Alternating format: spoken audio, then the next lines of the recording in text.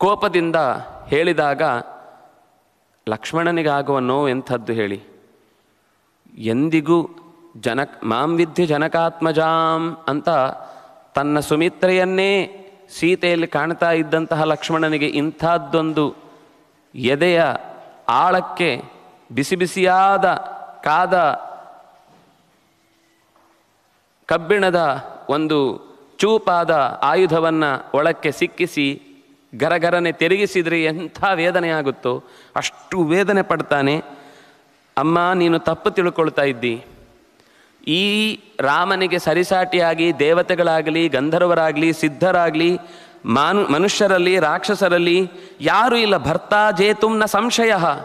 ನಿನ್ನ ಯಜಮಾನನನ್ನು ಗೆಲ್ಲಲಿಕ್ಕೆ ಇಲ್ಲಿಯೇ ಇಲ್ಲಿ ಇರುವ ಕಾಣುವ ಯಾವ ಶಕ್ತಿಯೂ ಕೂಡ ಎದುರಿಸಲಿಕ್ಕೆ ಅಸಮರ್ಥ.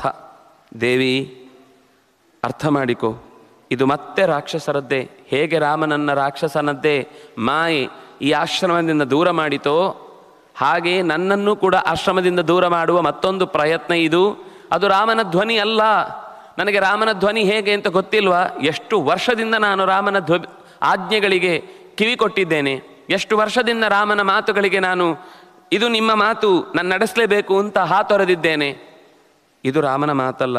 ರಾಮ ಯಾವತ್ತೂ ಕೂಡ ಯಾರಿಂದಲೂ ಯುದ್ಧದಲ್ಲಿ ಸಾಯುವಂತಹ ದುರ್ಬಲನಲ್ವೇ ಅಲ್ಲ. ಆದ್ದರಿಂದಾಗಿ ರಾಘವನ ಕುರಿತಾಗಿ ನೀನು ಸಂದೇಹ ಪಡಬೇಕಾದ ಅವಶ್ಯಕತೆ ಇಲ್ಲ, ನೀನು ದುಃಖ ಪಡಬೇಕಾದ ಕಾರಣವೇ ಇಲ್ಲ. ನಚತಸ್ಯ ಸ್ವರೋ ವ್ಯಕ್ತಂ ಮಾಯಯಾ ಕೇನಚಿತ್ ಕೃತಃ. ನೀನು ಗಮನಿಸು, ಆ ಸೀತಾ ಅಂತ ಕರೆಯುವುದರಲ್ಲಿ ಸೀತೆಯ ಹೆಸರಿತ್ತು ಹೊರತು ಸೀತೆಯ ಬಗ್ಗೆ ಅನುರಾಗ ಇರಲಿಲ್ಲ. ಲಕ್ಷ್ಮಣ ಅಂತ ಕರೆಯುವಾಗ ಲಕ್ಷ್ಮಣನ ಹೆಸರಿತ್ತು ಬಿಟ್ಟರೆ ಎಷ್ಟು ಚಂದ ಗಮನಿಸಿ ಹೇಳ್ತಾನೆ ನೋಡಿ, ಮಾಯಯಾ ಕೇನಚಿತ್ ಕೃತಃ. ಏನಂದ್ರೂ ಆ ಒಳಗಿನ ಭಾವ ಅದಲ್ವೇ ಅಲ್ಲಲ್ಲ. ಮೋಸದ ಭಾವ ಇರುವುದರಿಂದಾಗಿ ಧ್ವನಿ ಅನುಕರಣೆ ಆಗ್ಬೋದು ಹೊರತು ಭಾವ ಅನುಕರಣೆ ಆಗ್ಲಿಕ್ಕೆ ಸಾಧ್ಯ ಇಲ್ಲ.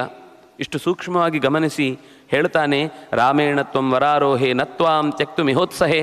ನಿನ್ನನ್ನು ಇಲ್ಲಿಂದ ಬಿಟ್ಟು ನಾನು ಕದಲಿಕ್ಕೆ ತಯಾರಿಲ್ಲ.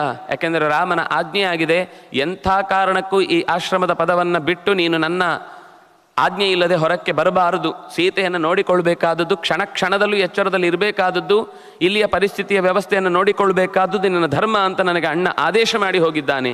ಕೃತವೈರಾಶ್ಚ. ಈ ಆಶ್ರಮದ ಸುತ್ತಲೂ ಅನೇಕ ಜನ ನಮ್ಮನ್ನು ವಿರೋಧಿಸಿ ನಮ್ಮ ಈ ಹಿಂದಿನ ಅನೇಕ ರಾಕ್ಷಸ ಉಪಟಳವನ್ನು ಪರಿಹರಿಸಿದ್ದಕ್ಕೋಸ್ಕರ ಅಪಾಯವನ್ನು ಒಡ್ಡುವುದಕ್ಕಾಗಿ ಬಗೆ ಬಗೆಯ ಉಪಾಯಗಳನ್ನು ತೊಟ್ಟು ಕಾಯ್ತಾ ಇದ್ದಾರೆ.